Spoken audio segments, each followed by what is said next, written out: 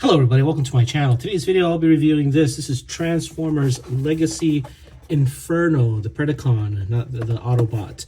And here he is in package with the open window, of course. Very cool ant art on the front.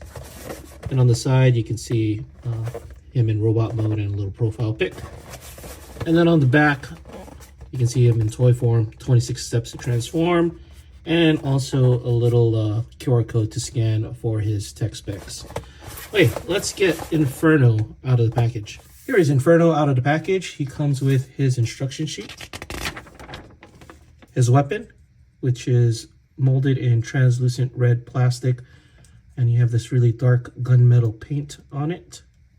And you have Inferno himself. Let's take a closer look at him here. Very nice looking robot mode. I really like the head sculpt here. You do have some light piping, some paint apps here on the legs. You can see the Predacon symbol here, if I can get it to focus. There we go. I wish it was more sharp or clear. Maybe it's because of the background that it's on. And the back of the figure, you can see the tail area is painted with this metallic here. Very cool. You can also see some gradient paint on the back.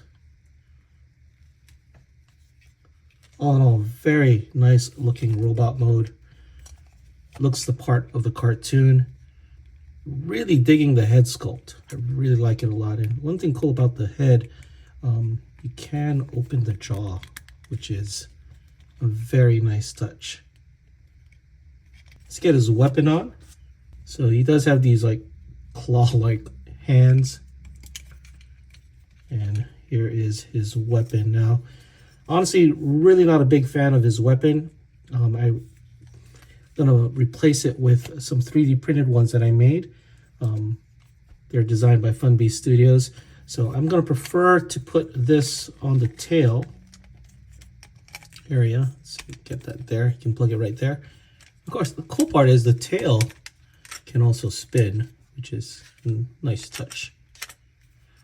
But instead of the stock weapons, I 3D printed these two guns. Now, these were initially designed by Funbeast Studios. I separated them into parts so I could print them in their respective colors.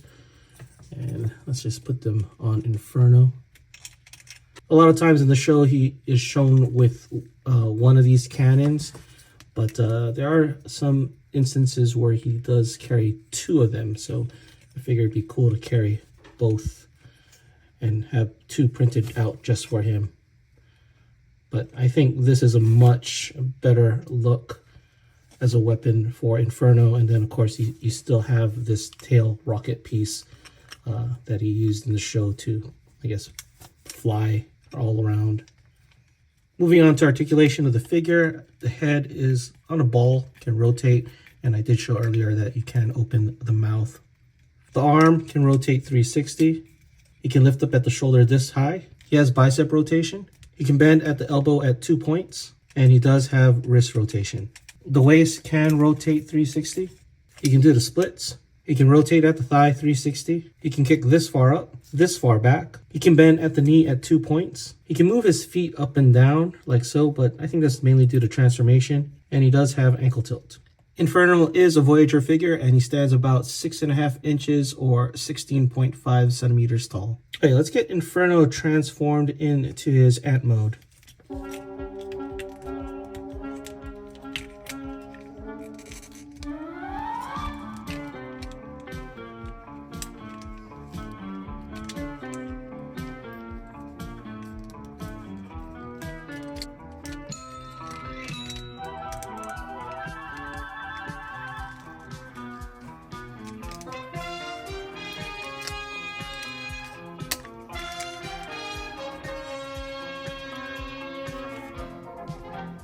Here is Inferno in ant mode. Let's take a closer look at him here. It's a very big fire ant. I love the translucent plastic over here for the eyes. It's really nice. And of course the paint apps here. And the little gradient of darker red on the tail, which is kind of cool. Kind of wish they did that gradient on this part as well. I think it would match a little bit better. If you flip them over, you can see all the robot parts, but that is okay. In ant mode, you can, I don't know what you call these teeth, but they can move back and forth like so. Also the antenna. The legs have some articulation, like the front legs can only go back and forth like this. And the middle ones like so. And the back. But yeah, very limited articulation on the ant legs. But still, for what it is, it looks like a really cool fire ant. It's very big. In fire ant mode, it is a little under 7 inches long, or around 17 centimeters, and roughly about 3.5 inches tall, or around 9 centimeters.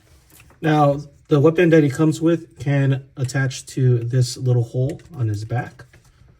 I did make these 2 flamethrowers, so it is kind of cool that on the weapon that he comes with, there's these holes on the side. So what I like to do is actually turn it the other way, make like a little rocket pack, and then put the 3D printed weapons in here like so. And then it looks like you have a fully armed fire ant here with twin flamethrowers. Now I'll have these in my Etsy store probably before the end of the month.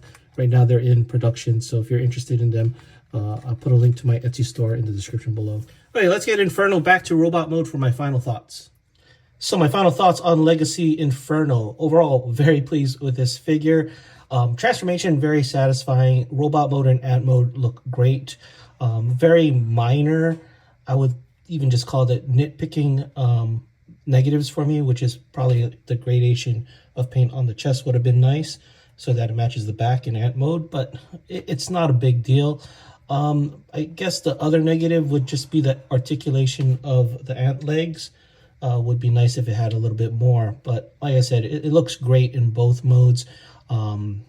Really not a lot to complain with this figure. I guess if I really wanted a nitpick, it would have been nice if it came with the weapons so I didn't have to 3D print them, but it is what it is. It came with a weapon of some sort, but like I said, prefer it on the tail of the figure. Anyway, that is it for this video. Let me know what you guys think in the comments below, and thanks for watching.